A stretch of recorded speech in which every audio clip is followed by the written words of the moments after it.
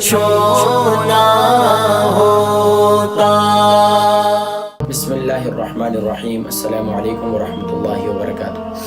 جی ناظرین کرام، الحمدللہ ثم الحمدللہ، آج 19واں روزہ ہے اور سبحان اللہ رمضان مبارک بڑی تیزی سے گزر رہا ہے، اور الحمدللہ 19واں روزہ ناظرین کرام اس کے بڑے خاص اعمال اور وظائف ہیں۔ ناظرین کرام 19واں روزہ یقیناً اب 20واں روزہ قریب ہی ہے، اور یقیناً بالکل اختتام کی طرف، دوسرے عشرے کے ہم اختتام کی طرف بالکل قریب پہنچنے والے ہیں۔ بزرگان دین کے معمولات میں سے مختلف اعمال لکھے گئے ہیں۔ ناظرین کرام سب سے زیادہ جیسے ہی دوسرا عشرہ ختم ہوتا وہ سب سے زیادہ جو ہے ایک دوسرے سے معافی طلب کرتے ہیں، حتیٰ کہ اعزا قارب و خاندان، کیونکہ یہ دوسرا عشرہ جو ہے یہ مغفرت کا عشرہ ہے، اور اللہ تبارک و تعالی ہر اس شخص کی مغفرت فرماتے ہیں جو حقوق اللہ اور حقوق العباد دونوں میں حقوق اللہ میں اللہ کی بارگاہ سے معافی طلب کرتے ہیں، اور حقوق العباد میں بندے ایک دوسرے سے معافی طلب کرتے ہیں، تو اللہ تبارک و تعالی ان کی غلطیوں کو معاف فرماتے ہیں۔ جیسے ہمارے یہاں عموماً شب برات آتی ہے تو آنے سے پہلے ہی معافی مانگتے ہیں، تو اسی طریقے سے یعنی کہ ابھی شب مغفرت ختم ہونے والی ہے، یعنی مغفرت کا عشرہ جو ہے، ویسے تو رمضان مبارک کی ہر رات شب مغفرت ہے، لیکن دوسرے عشرے کے جو خاص طور پر یہ آقا علیہ الصلوۃ والسلام نے ارشاد فرمایا کہ وہ اوسطہ مغفرت، اس کا دوسرا عشرہ جو ہے مغفرت ہے۔ تو اس لیے اگر 19 روزوں میں بھی اگر آپ نے آج 19واں روزہ ہے تو آج آپ نے خاص اس بات کا اہتمام کرنا ہے کہ ایک دوسرے آپ یہ سوچیں کہ آپ سے کوئی ناراض تو نہیں ہے، یا آپ کسی سے ناراض تو نہیں ہے، آپ اس کو بھی معاف کر دیں، کیونکہ ہم اپنے رب سے بھی یہی چاہتے ہیں۔ اللہ تبارک و تعالی ہم سب کو یہ جذبہ نصیب فرمائے۔ بہت مشکل کام ہے، ان ذالک لمن عزم الامور، یہ بہت مشکل کام ہے۔ پر ناظرین کرام آئیے 19ویں روزے کے خاص اعمال اور وظائف جو بزرگان دین کے معمولات میں سے ہیں۔ ناظرین کرام اس میں لکھا ہے سورہ نوح پارہ 29، سورہ نوح پارہ 29، اس کی سورہ نوح کی آیت نمبر 10، 11، 12، یعنی بسم اللہ الرحمن الرحیم فَقُلْتُ اسْتَغْفِرُوا رَبَّكُمْ إِنَّهُ كَانَ غَفَّارًا يُرْسِلِ السَّمَاءَ عَلَيْكُمْ مِدْرَارًا وَيُمْدِدْكُمْ بِأَمْوَالٍ وَبَنِينَ وَيَجْعَلْ لَكُمْ جَنَّاتٍ وَيَجْعَلْ لَكُمْ أَنْهَارًا۔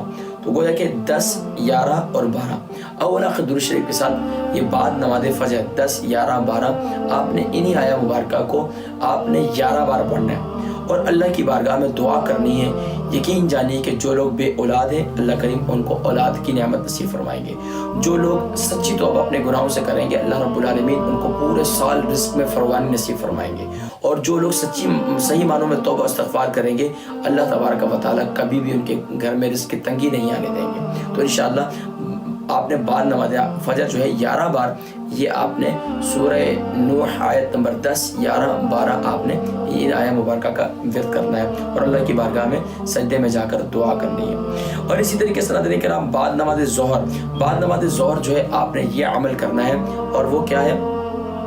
سبحان اللہ، پیارے نبی کریم صلی اللہ علیہ وسلم کی یہ دعا، اللہم انا نجعلک فی نحورہم ونعوذ بک من شرورہم۔ اگر کسی کو یہ دعا یاد نہ ہو تو اللہ کی بارگاہ میں یہ دعا کریں، یا قوی یا قوی یا قوی، اول آخر درود شریف کے ساتھ یہ آپ نے اول آخر درود شریف کے ساتھ اسے 101 مرتبہ پڑھنا ہے، اور اللہ کی بارگاہ میں دعا طلب کرنی ہے کہ یا اللہ تو مجھے ہمت دے، طاقت دے کہ میں لوگوں کو معاف کر سکوں، کہ لوگ مجھے معاف کر سکے اور میں لوگوں کو معاف کر سکوں۔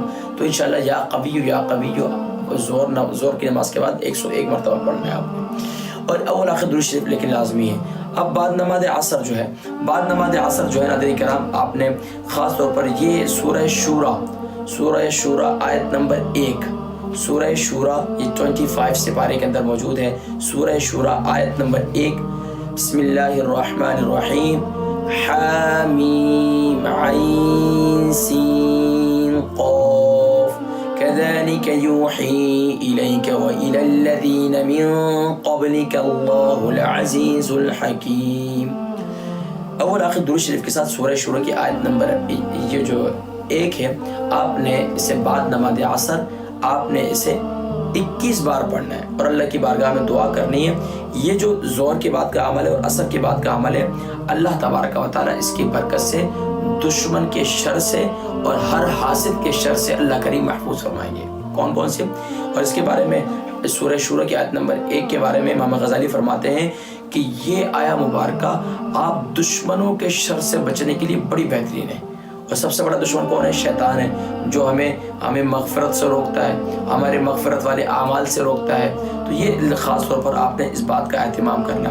اور اسی طریقے سے ناظرین کرام میں نے ذکر کیا تھا بعد نماز ظہر جو ہے کوئی اگر یہ دعا نہ پڑھ سکے اللہم انا نجعلک فی نحورہم ونعوذ بک من شرورہم، اچھا اس سے کتنی مرتبہ پڑھنا ہے؟ اس سے آپ نے جو ہے آپ نے 41 ٹائم پڑھنا اللہم انا نجعلک فی نحورہم ونعوذ بک من شرورہم. اگر یہ دعا آپ کو نہیں آتی تو آپ نے یا قویو 101 بار پڑھنا ہے. حضرت کرام اب بعد نماز مغرب کون سا عمل کرنا ہے؟ بعد نماز مغرب آپ نے اللہ تبارک و تعالیٰ کی بارگاہ میں اپنے گناہوں سے سچی توبہ کرنی ہے اور سجدے میں جا کر توبہ کرنے 3 سجدے کرنے. پہلے سجدے میں جا کر آپ نے جو ہے 11 مرتبہ آپ نے اللہ کی بارگاہ میں دعا کرنی ہے استغفر اللہ ربی من کل ذنب واتوب الیہ. آپ نے 11 بار پڑھنا ہے اور اپنے گناہ کو یاد کر کے توبہ کرنا ہے. اور خاص طور پر 19 روزوں میں اگر کہیں کوئی کمی کوتاہی ہوئے اللہ کی بارگاہ میں معافی مانگنی ہے. اسی طرح دوسرا سجدہ کریں گے اور دوسرے سجدے میں بھی جا کر آپ نے 11 مرتبہ استغفار کرنا ہے. اب صرف استغفر اللہ بھی کہہ سکتے ہیں اور استغفر اللہ الذی لا الہ الا هو الحی القیوم واتوب الیہ بھی کہہ سکتے ہیں، یا جو بھی آپ کو استغفار کے کلمات آتے ہوں. تو تیسرا سجدہ بھی اسی طریقے کرنا ہے اور اس کے بعد آپ نے 11 بار اللہم اجرنی من النار یہ پڑھنا ہے اور اللہ کی بارگاہ میں دعا کرنی ہے. یہ بعد نماز مغرب کا عمل ہے. بعد نماز عشاء کون سا عمل ہے؟ ناظرین کرام بعد نماز عشاء وہی عمل ہے جو آپ نے بعد نماز فجر کیا تھا، یعنی کہ سورہ نوح پارہ 29 سورہ نوح آیت نمبر 10 11 12 اس کو آپ نے اسی طرح ورد کرنا ہے. اور اللہ تبارک و تعالی ہم سب کو سبحان اللہ ماہ رمضان مبارک کی برکات نصیب فرمائے اور اللہ کریم اس دوسرے عشرے میں اللہ کریم ہم سب کو مغفرت کا پروانہ نصیب فرمائے. انشاءاللہ 20ویں روزے کے بہت ہی خاص اعمال اور وظائف ہیں انشاءاللہ ناظرین کرام، اس کا میں تذکرہ اگلے نشست میں کروں گا. اپنے دعاؤں میں یاد رکھیے گا. السلام علیکم ورحمۃ اللہ وبرکاتہ.